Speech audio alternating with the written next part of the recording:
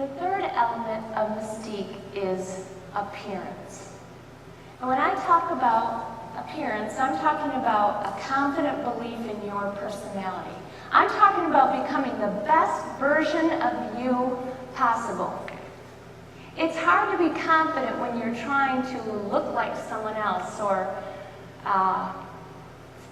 follow trends that you don't really feel comfortable with. It's hard to be confident when you're trying to be somebody else. No, God made you a specific personality, and you can express this in your appearance. And I'm going to tell you how. And this is going to be fun. My friends and I, when we talk about style, we're going to start with clothing.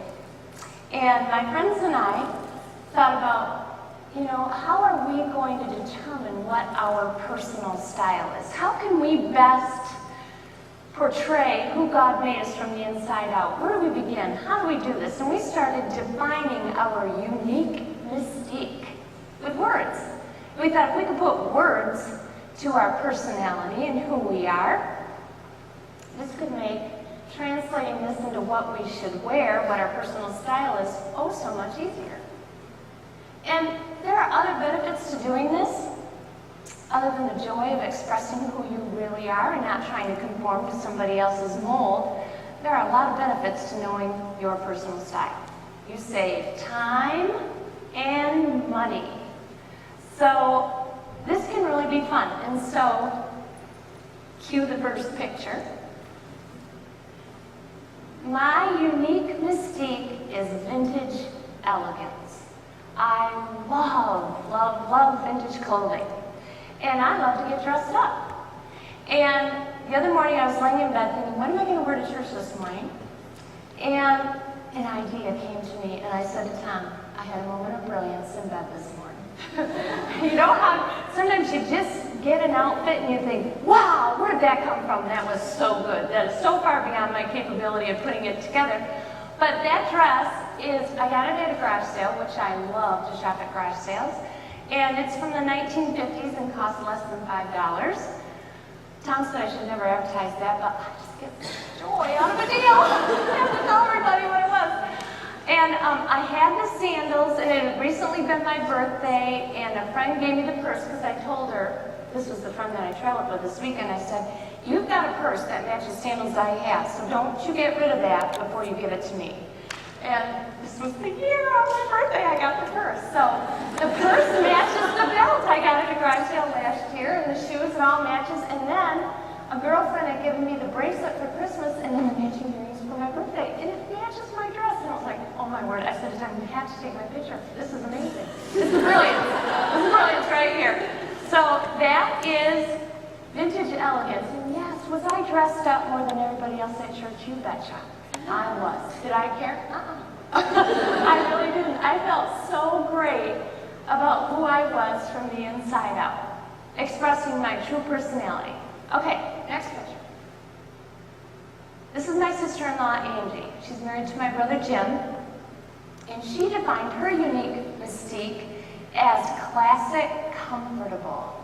And her favorite store is Eddie Bauer.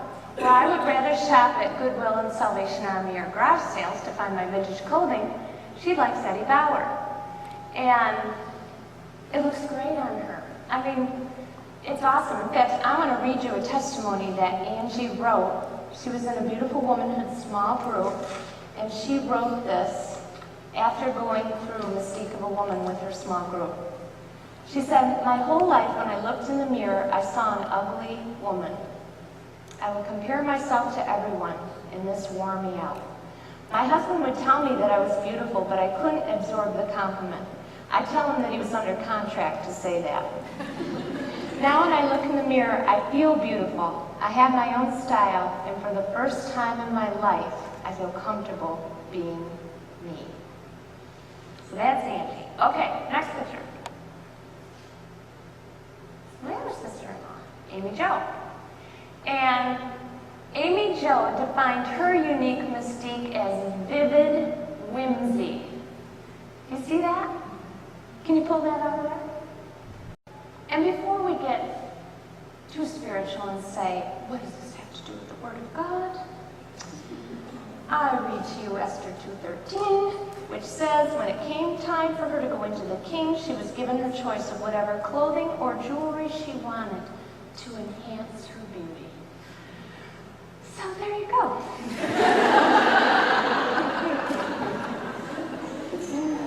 I knew you were all thinking it. I love the movie, What a Girl Wants. In it, the young man says to the woman that he loves, "Why try so hard to fit in when you were born to stand out?" And I like that. God has made you unique, special, individual. And as we express who we are from the inside out, it's going to draw people toward us. As we grow in inner confidence with ourselves, it will attract people to us, and we want that.